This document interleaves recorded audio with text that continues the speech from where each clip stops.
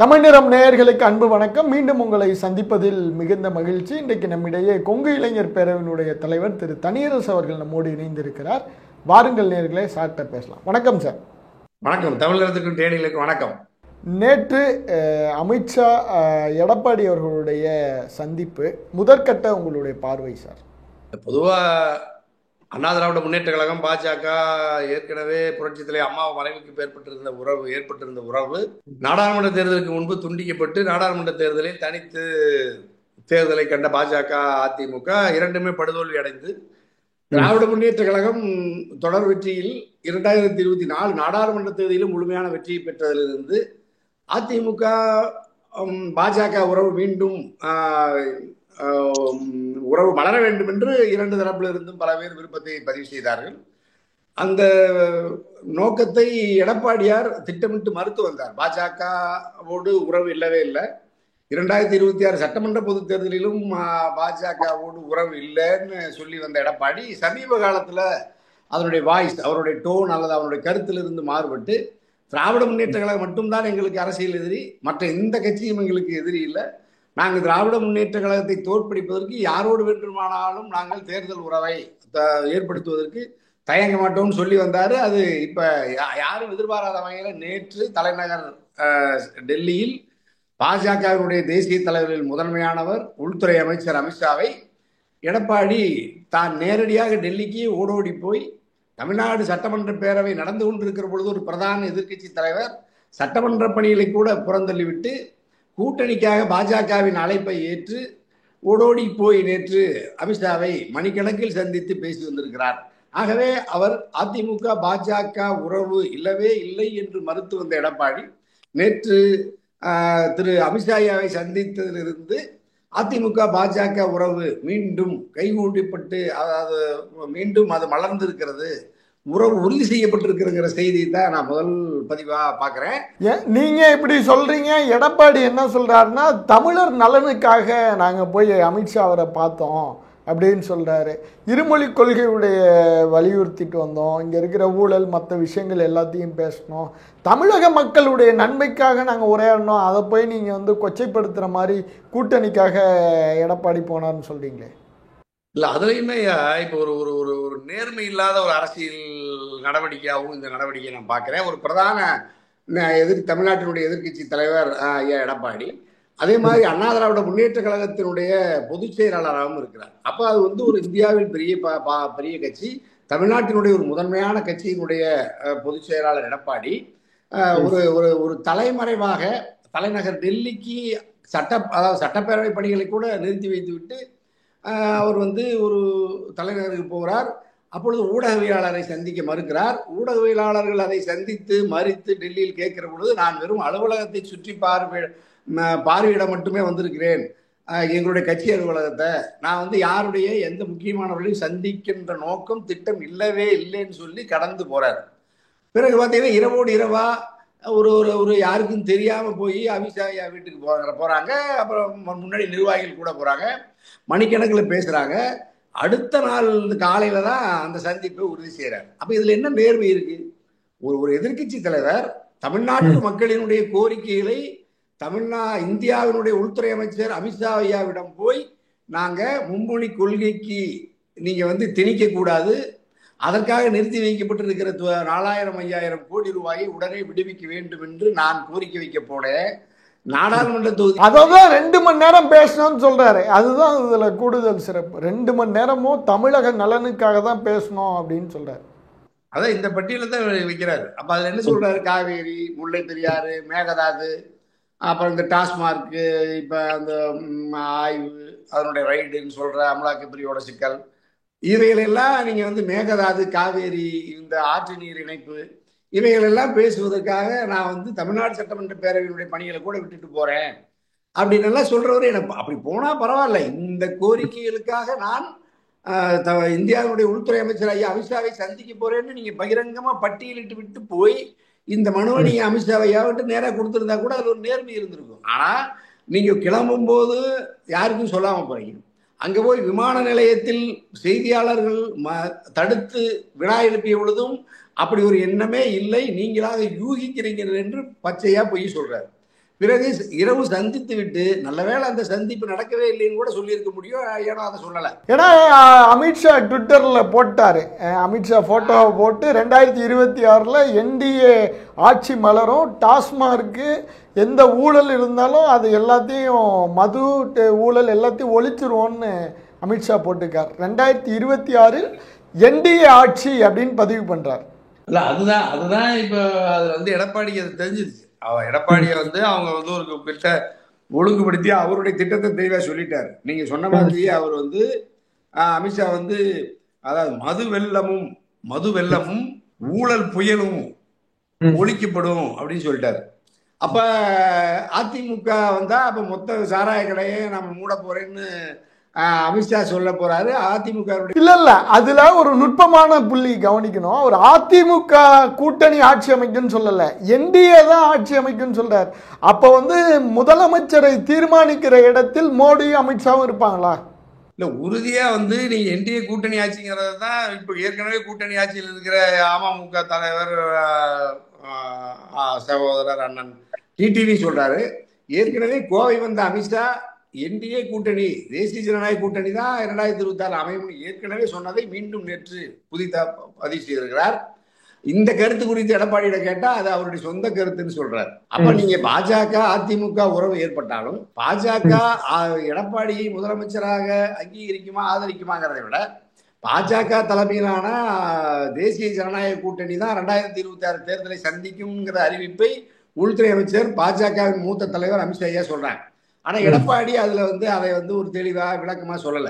இன்னும் 6 மாசம் இருக்கு, 1 வருஷம் இருக்கு, கடைசி நேரத்துல மற்றவர்களை ஏமாற்றுவதை போல இந்த முறையும் பாஜகவை ஏமாற்றி விடலாம் என்று எடப்பாடி கருதுறாரான்னு தெரியல. அதற்காக அப்படியெல்லாம் இந்த முறை கட்டாயமா அமித்ஷாவோ பாஜகவோ ஏமாற மாட்டார்கள் எடப்பாடியிடம். ஆகவே எடப்பாடி கிட்டத்தட்ட ஒரு நேற்று ஒரு முழுமையான ஒப்பந்தம் உறுதி செய்யப்பட்ட பிறகுதான் போயிருப்பார், அல்லது இறுதி எச்சரிக்கையாகவும் நேற்று அமித்ஷா அதை வந்து உறுதிப்பட சொல்லியிருப்பார்.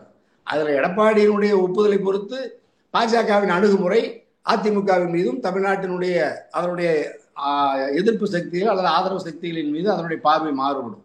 ஆகவே இந்த முறை அமித்ஷாவை சந்தித்தது என்பதே பாஜகவின் நடவடிக்கைகளுக்கு அதாவது எதிர் நடவடிக்கைகளுக்கு இரையாகாமல் தன்னை பாதுகாத்துக் கொள்வதற்கும் தன்னுடைய ஆதரவாளரை பாதுகாத்துக் கொள்வதற்கும் எடப்பாடி அமித்ஷாவை சந்திச்சிருக்கிறாருங்கிறதான் நம்ம இப்ப எல்லாரும் பார்க்கிறோம். அப்ப அவர் வந்து பாஜகவோடு தேர்தல் உறவு 2026 இல்லவே இல்லை என்கின்ற முடிவிலிருந்து மாறி இப்பொழுது பாஜகவோடு உறவுக்கு கரம் பற்றுவதற்கு நேச கரம் பற்றி அதை உறுதி செய்து விட்டார்.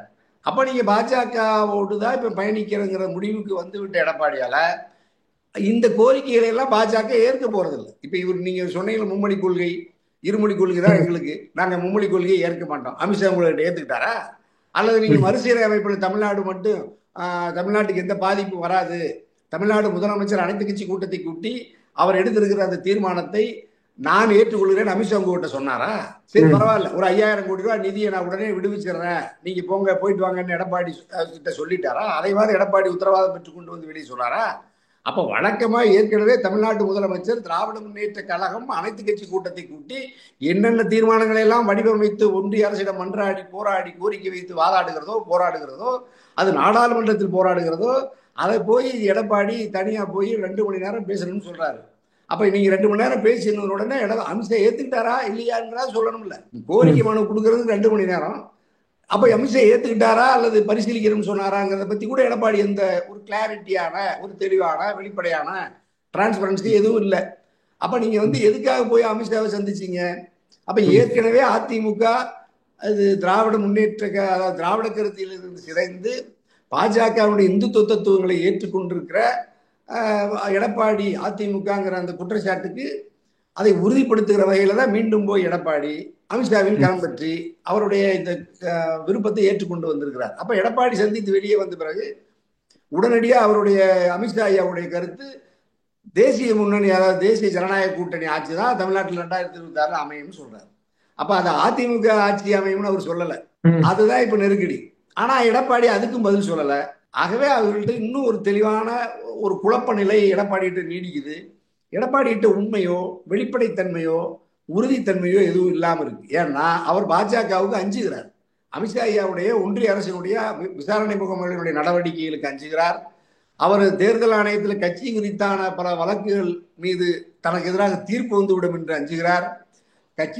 கட்சியின் தலைமையை பாதுகாத்துக் கொள்வதற்கும் எதிர்காலத்தில் தன்னுடைய அரசியலை தன்னுடைய தலைமையிலான அரசியலுக்கு ஒரு அச்சுறுத்தல் அல்லது இடையூறு வந்துவிடக்கூடாது என்று பயந்து போய் பாஜகவை பகைத்து கொண்டு ஒரு ஒரு ஒரு நேர்மையான அரசியலை ஒரு அண்ணா திராவிட முன்னேற்ற கழகத்தின் தலைவராக நின்று 2 கோடி தொண்டர்களின் உணர்வுகளையும் 8 கோடி தமிழ்நாட்டு மக்களின் உணர்வுகளுக்கு மதிப்பளித்து அந்த கருத்தியலில் பற்றி நின்று புரட்சி தலைவர் புரட்சி தலைவி அம்மா அவருடைய கனவை நனவாக்க ஒரு போர் வீரனை போல களமாட வேண்டிய எடப்பாடி இப்படி பதுங்கி பயந்து கோட்பாட்டு எதிரியோடு சரணடைந்து அரசியலை அல்லது இயக்கத்தை நடத்தினார் என்றால் எப்படி தொண்டர்கள் நம்புவார்கள்? எப்படி தமிழ்நாட்டு மக்கள் நம்புவாங்க?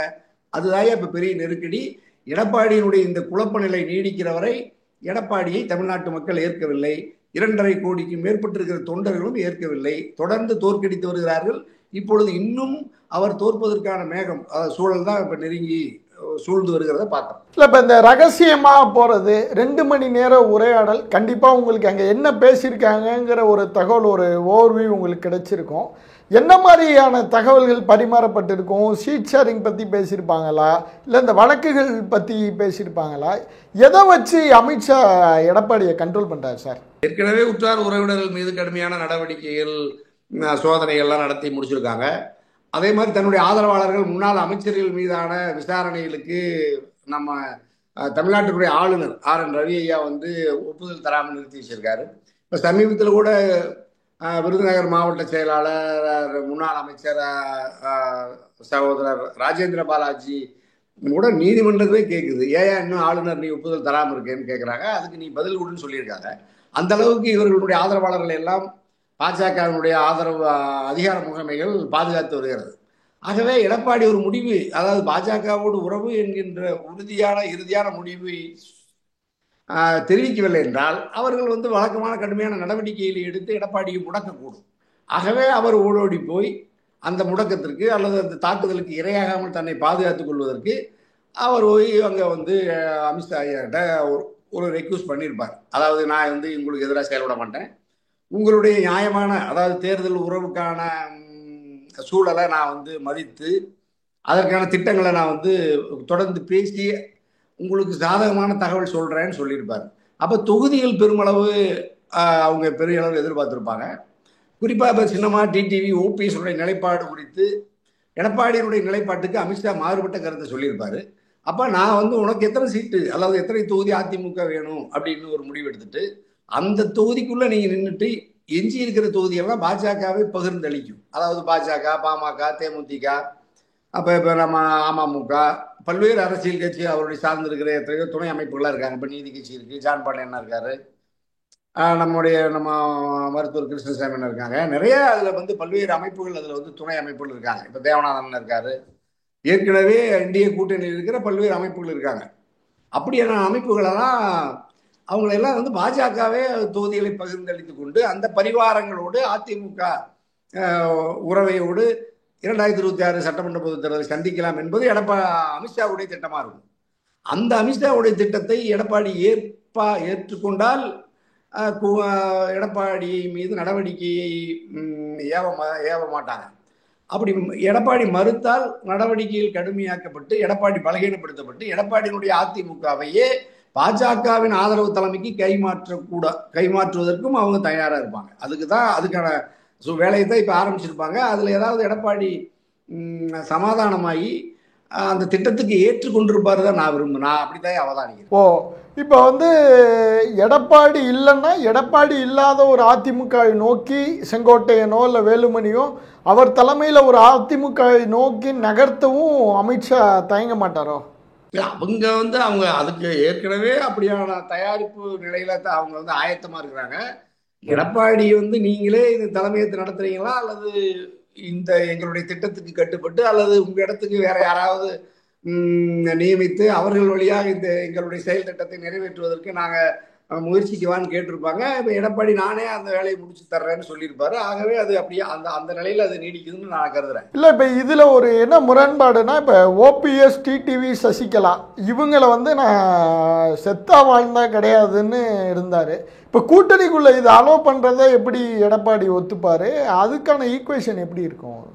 இல்லை, அப்படியெல்லாம் ஒத்துக்கலைன்னா எடப்பாடியை அதிமுக ஒத்துக்கிறதா ஒத்துக்காதுங்கிற இடத்துல எடப்பாடி அவங்க வச்சிருக்க மாட்டாங்க. ஆகவே இந்த முறையெல்லாம் நீங்கள் வந்து பாஜகவையோ அல்லது அமித்ஷாவையோ எடப்பாடியால் ஏமாற்ற முடியாது. இப்போ பாஜக அமமுகவை அல்லது அண்ணன் ஓபிஎஸ்சியோ எடப்பாடியுடைய விருப்பத்துக்கு அவர்களை மீண்டும் தனிமைப்படுத்தி வெளியேற்றிவிட்டு இவர்கள் எடப்பாடியோடு கரம் பற்றி கொண்டால் பாஜகவுக்கு எடப்பாடிக்கு இன்னும் கூடுதல் சேதத்தை ஏற்படுத்தக்கூடும். அது வந்து அது பெரிய இழப்பை ஏற்படுத்தக்கூடுங்கிறத பாஜக உணர்ந்துட்டாங்க. ஆகவே இப்போ பாஜக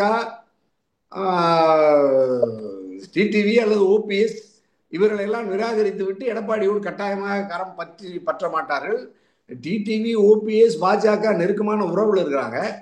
பாஜகவினுடைய இந்த திட்டத்திற்கு அல்லது அதாவது ஓபிஎஸ், டிடிவி, பாஜக ஒரு கூட்டு அந்த அந்த கூட்டு அதாவது என்டிஏ தேசிய என்டிஏ கூட்டணியில் இருக்கிறதுனால அந்த என்டிஏ கூட்டணியிலிருந்து அவர்களை வெளியேற்ற வேண்டும் என்று எடப்பாடியால உறுதியா கண்டிஷன் நிபந்தனைகளை விதிக்க முடியாது. ஆகவே இந்த முறை கட்டாயமாக எடப்பாடி அந்த நிபந்தனையை தளர்த்தி அல்லது நிபந்தனையிலிருந்து விலகி கொண்டு பாஜகவின் திட்டத்துக்கு கட்டாயமாக இணங்கி இந்த தேர்தல் உறவை அவர் ஏற்படுத்தக்கூடும். அப்படி மறுத்தால் கடுமையான நடவடிக்கைக்கு எடப்பாடி இரையாக கூடுங்கிறதுனால கட்டாயமாக அப்படிப்பட்ட ஒரு நெருக்கடிக்கு எடப்பாடி இரையாக மாட்டார். பாஜகவின் திட்டத்திற்கு இணங்கி இந்த முறை தேர்தல் உறவை புதுப்பித்துக் கொண்டு அவர்கள் திட்டத்தின் அடிப்படையில் 2026 தேர்தலை எடப்பாடி சந்திப்பார் என்றுதான் நான் அவதானிக்கிறேன். கண்டிப்பா. இப்ப ரெண்டு விதமான பார்வை இதை ஒட்டி இருக்கு. ஒன்று வந்து பாஜக பிளஸ் அதிமுக அப்படின்னு போட்டோம்னா இங்கே இந்த செங்கல்பட்டுலேருந்து சேலம் வரையும் இருக்கிற மேற்கு மாவட்டங்களில் பெரிய வலு இருக்கும். ஆனால் தென் தமிழகத்திலிருந்து டெல்டா பகுதி இங்கே சென்னை வரையும் எடுத்துக்கிட்டால் திமுகவுக்கு ஒரு கம்ப்ளீட் ஸ்வீப் வரும் அப்படிங்கிற மாதிரியான தகவல்கள்லாம் ஆய்வாளர்கள் சொல்கிறாங்க. உங்களுடைய பார்வை என்ன சார்? சரியா, யாரோ அதில் சரியாக தான் கணிச்சிருக்காங்க. ஆனால் அது கூடுதலாக இப்போ நாம் வந்து இப்போ பாஜக, அதிமுக, பாமக இவங்கெல்லாம் வந்து ஒரு ஒரு ஒரு வலிமையாக ஒரு ஒரு அணியிலிருந்து பயணித்தா கடுமையான போட்டி கடுமையாக தான் இருக்கும். அதில் நான் ஒன்றும் மாற்று கருத்து சொல்லலை. ஆனால் நீங்கள் சொன்ன மாதிரி மற்ற தென் மாவட்டங்களில் அதுக்கு தான் அவங்க ரொம்ப கவனமாக இப்போ டிடிவியை, இப்போ ஓபிஎஸ்ஸை அவங்கெல்லாம் இப்போ வந்து கூடுதலாக இப்போ ஏன் இந்த முறை கட்டாயமாக களத்தில் வச்சுருக்காங்கன்னா தென் மாவட்டங்களில் ஏற்பட்டிருக்கிற சேதத்தை நேர் செய்வதற்கு இப்போ வந்து அவங்க டிடிவியும் ஓபிஎஸ்ஸையும் இந்த மாதிரியான மற்ற அங்கே இருக்கிற ஏற்கனவே இந்த அணிக்கு பலகீனமாவதற்கு எந்த ஆற்றல்கள்லாம் எதிர்வினையாற்றினார்களோ அவர்களையும் இப்போ வந்து உள்ளடக்கி இருக்கிறது தான் இப்போ பெரிய அந்த திட்டம் தான் அவர்கள் இன்னும் கூடுதலாக நம்புறாங்க. நம்ம சொன்ன மாதிரி தென் மாவட்டங்கள்லையும் டெல்டாவிலையும் கூட ஓரளவு அந்த அணிக்கு வெற்றியை சாத்தியமாக்குவதற்கு இவர்களை அவர்கள் பயன்படுத்துகிறார்கள். ஏன்னா நீங்கள் 2021 டிடிவியை அவங்க வெளியேற்றி தனியாக நிற்கிறார் டிடிவி. அப்போ அது ஒரு நெருக்கடியை தந்துச்சு. நாடாளுமன்ற தேர்தலில் எடப்பாடி மிகப்பெரிய அளவில் தென் மாவட்டங்கள்லையும் டெல்டாவிலையும் சென்னையிலையும் தோற்று போனதுக்கு காரணமும் டிடிவி, ஓபிஎஸ், பாஜகவோடு இருந்தது பெரிய பெரிய பலம். அப்போ எடப்பாடி தனிமைப்படுத்தப்பட்டார். நீங்கள் சொன்ன மாதிரி எடப்பாடி இந்த முறை டிடிவி, ஓபிஎஸ்ஐ தவிர்த்தால் பாஜக எடப்பாடிக்கு பெரிய பெரிய பின்னடைவை இப்பொழுதும் ஏற்படுத்தக்கூடும். டெல்லியிலையோ தென் மாவட்டங்கள்லையோ சென்னை வரைக்கும். ஆனால் இப்போ நீங்கள் வந்து ரொம்ப கவனமாக அவர்களை உள்ளடக்கி அதிமுக உறவுங்கிறத தான் பாஜக வலியுறுத்துது. அப்போ இந்த இடத்துல தான் அப்புறம் இன்னொரு இடத்துல தாவேகாவை விஜயை பயன்படுத்தி திமுகவினுடைய பாரம்பரிய வாக்குகளை, சிறுபான்மை வாக்குகளை சேதப்படுத்துவதற்கு பாஜகவினுடைய கள்ளக்குழந்தையாக தான் தமிழக வெற்றி கழகத்தை விஜயையும் பாஜக தான் இயக்குறாங்க. அப்போ இந்த பாரம்பரியமான அதிமுக பாஜகவினுடைய திமுக எதிர்ப்பு வாக்குகளை இவர்கள் ஒருமுறைப்படுத்திவிட்டு திராவிட முன்னேற்ற கழகத்தினுடைய பாரம்பரிய வாக்குகளை தமிழக வெற்றி கழகத்தை விஜயை பயன்படுத்தி அதை சேதப்படுத்துவது. இன்னொரு முனையில் எவ்வளவு கூர்மையாக அதை சேதப்படுத்த முடியுமோ நாம் தமிழர் சீமானை பயன்படுத்தி அல்லது அவர்கள் வழியாக சேதப்படுத்துவதற்கு முயற்சிப்பது. இப்படி 3 முனைகளில் தாக்குதலை நடத்தி திமுகவை கட்டுப்படுத்தணுங்கிற திட்டத்தை பாஜக கட்டாயமாக கையில் வச்சிருக்காங்க. நான் நினைக்கிறேன் இன்னும் ஒரு கட்டத்தில் விஜயும் பாஜக அதிமுகவோடு கூட இணைந்து பயணிப்பதற்கான சூழலே கடைசி நேரத்தில் நெருங்கி வந்தாலும் ஆச்சரியப்படுறதுக்கு இல்லை. ஆகவே அந்த வெற்றி, அதாவது அந்த விஜய் சொல்ற அந்த கூட்டணி, அதாவது என்டிஏ கூட்டணின்னு சொல்ற அமித்ஷா ஐயா சொல்றதுல நான் சொல்றேன், விஜய் இப்ப நம்ம அதிமுக பாஜக இவர்கள் இணைந்து கூட தேர்தலை சந்தித்தாலும் ஆச்சரியப்படுறதுக்கு இல்லை. ஆகவே அதுக்கான சூழலையும் நம்ம அவதானிக்கணும். அல்லது இவர்கள் ஒன்றுபடுத்தப்பட்டு இவர்களெல்லாம் ஒன்றா நின்றுட்டு விஜயை தனியாக நிறுத்தி திமுகவின் வாக்குகளை சேதப்படுத்துவதற்கு விஜயை பயன்படுத்துவார்களா? இல்லை, இப்போ நாலா பிரிஞ்சுட்டா நீங்க சொல்ற கணக்குப்படி பார்த்துக்கிட்டா கிட்டத்தட்ட திமுகவினுடைய வெற்றி பெரிய அளவுக்கு உறுதி செய்யப்படுமே. ஏன்னா இப்போ தேமுதிகவும் உள்ளார வந்திருக்கிறாங்க, பிறமொழியாளர்களுடைய ஓட்டும் கணிசமாக திமுகவுக்கு கன்சால்டேட் ஆகுமே. இல்லை, தேமுதிக பாஜக அதிமுக கூட்டணி போயிடும். ஓ, திமுகவோட வராதா? திமுகவோட இன்னும் இது உறுதி செய்யல. வந்தா நல்லதுதான். ஓகே ஓகே ஓகே, வந்தா மகிழ்ச்சி தான், நல்லதுதான். அது சரியா ஓரளவு அது நமக்கு பலன் தருந்தான். ஆனா அவர்கள் கூட பாஜகவின் பக்கம் போறதுக்கான வாய்ப்பு தான் கூடுதலா இருக்கு. அவ்வளவு இலகுவாக திமுகவின் பக்கம் நின்று விடுவார்களான்னா அது நமக்கு ஒரு அச்சமா இருக்கு. இல்லை, கண்டிப்பாக இப்போ இன்னொரு கேள்வி என்ன வருதுன்னா, உங்களை பற்றின ஒரு கேள்வி வருது. இப்போ கொங்கு இளைஞர் பேரவையினுடைய நிலைப்பாடு என்ன? நீங்கள் எந்த கூட்டணியோடு பயணிக்கலான்னு இருக்கீங்க? இல்லை, நான் இப்போ இருக்கிற ஒரு தத்துவார்த்த நிலையில் திராவிட முன்னேற்ற கழகத்தினுடைய அணியை 2021 நேரடியாக கூட்டணியில் இல்லாத பொழுதே ஆதரித்து அன்றிலிருந்து இன்று வரை திராவிட முன்னேற்ற கழகத்தினுடைய அந்த தத்துவ கூட்டணியை பாஜகவுக்கு எதிரான ஒரு கருத்தியல் சார்ந்து அரசை, திராவிட முன்னேற்ற கழகத்தினுடைய அரசை, அதை தலைமையேற்று நடத்துகிற முதலமைச்சரை, அந்த கூட்டணியில் இருக்கிற எங்களுடைய தத்துவார்த்த தோழமை இயக்கங்களையும் ஜனநாயக சக்திகளையும் நான் தொடர்ந்து ஆதரிக்கிறேன். தனியரசு, கொங்கு இளைஞர் பேரவை ஆதரிக்கிறோம். ஆனால் தேர்தல் நேரத்திலையும் நாங்கள் நேரடியாக திராவிட முன்னேற்ற கழகத்தின் அணியில் இல்லாவிட்டாலும் கூட அந்த கருத்தை வலிமைப்படுத்துவதற்கு அந்த அணிக்கு தன்னுடைய அரசியல் ஆற்றலை நாங்கள் முழுமையாக தந்து அந்த அணியினுடைய வெற்றிக்கு நாங்கள் தொடர்ந்து பங்களிப்பு செய்திருக்கிறது தமிழ்நாடு கொங்கு இளைஞர் பேரவை, தனியரசு.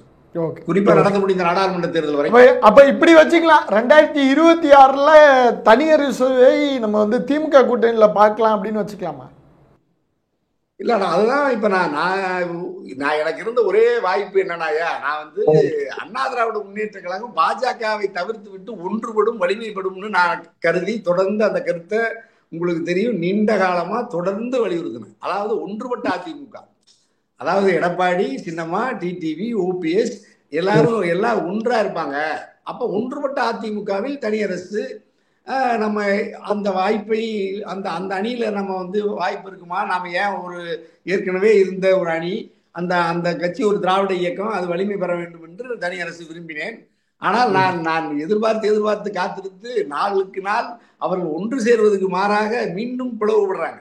கடைசியை பார்த்துருப்பீங்க, செங்கோட்டையன் வரைக்கும் இன்னொரு அணி உருவாகிறதுக்கான சூழலை நாம க்ளோஸா பார்க்கிறோம். அப்ப பாஜக இவர்களை அணி சேர்ப்பதற்கு அனுமதிப்பதில்லை. பாஜகவின் கட்டுப்பாட்டில் இருக்கிற இந்த முகமைகள் எல்லாம் பாஜகவை ஆதரித்த பொழுதும் கூட பாஜக இவர்களை ஒன்றுபட்ட அதிமுகவாக இவர்களை செயல்பட அனுமதிக்காமல் இவர்களை தடுத்து கட்டுப்படுத்தி வைத்திருக்கிறது. ஆகவே தனியரசுவால் ஒரு சுதந்திரமான ஒன்றுபட்ட அதிமுகவில் இணைந்து தேர்தலை சந்திப்பதற்கான அந்த சூழல் கண்ணு கெட்டின தூரத்துக்கு இல்லைங்கிறதுனால இப்ப நீங்க நம்ம டேனிலியா சொன்ன மாதிரி அப்ப தமிழ்ல போட்டுடலாம், திமுக கூட்டணியில் தனியரசு அப்படின்னு போட்டுடலாம்.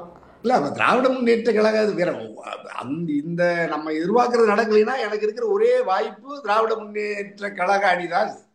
திராவிட முன்னேற்ற கழகத்தின் தலைமையிலான தளபதியினுடைய தலைமையிலான அணியைத்தான் நம்ம வேற மாற்ற இப்ப நீங்க வேற எதுவுமே நீங்க ஜனநாயக சக்தியில் ஒரு கருத்தியலில் பாஜகவுக்கு எதிரான ஒரு ஒரு ஒரு ஒரு ஒரு அணி அப்படின்னா வலிமையான அணின்னா இன்னைக்கு இந்தியாவிலேயே இந்தியா கூட்டணியும் திமுக அணியும் தான் இருக்கு, தமிழ்நாட்டிலையும் அந்த அணி தான் இருக்கு. அப்ப நம்ம ஜனநாயக சக்திகளை வலிமைப்படுத்தி மதவாத சக்திகளை கட்டுப்படுத்திட்டோம்னா இருக்கிற ஒரு வாய்ப்பு அதுதான் இருக்கு.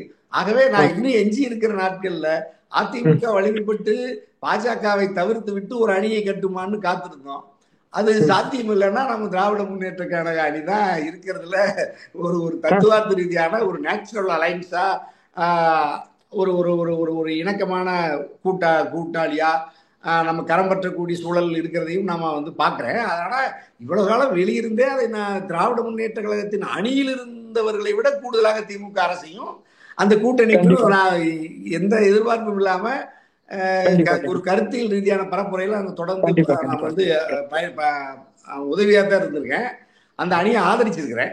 அதிகாரபூர்வமாக கூட்டணியில் போய் தொகுதி உடன்பாட்டோடு தொகுதிகளை பெற்றுக்கொண்டு 2027 சட்டமன்ற பொதுத் தேர்தலில் மீண்டும் தனியரசு சட்டமன்ற உறுப்பினராக, சட்டமன்ற பேரவைக்குள் மக்கள் பிரதிநிதியாக, ஒட்டுமொத்த 8 கோடி தமிழர்களுக்கும் உலகம் முழுக்க பரவி வளர 10 கோடி தமிழ் மக்களுக்குமான உரிமைகளுக்காக குரல் கொடுக்கிற வாய்ப்பு வருமாங்கிறதை நான் மிக விரைவில் ஒரு நல்ல முடிவு எடுப்பேன். கட்டாயமா அது தமிழர்களுக்கு தெரிய வரும். கண்டிப்பா உங்களுடைய நல்ல நோக்கங்கள் நிறைவேற எங்களுடைய நெஞ்சார்ந்த வாழ்த்துக்கள் சார்.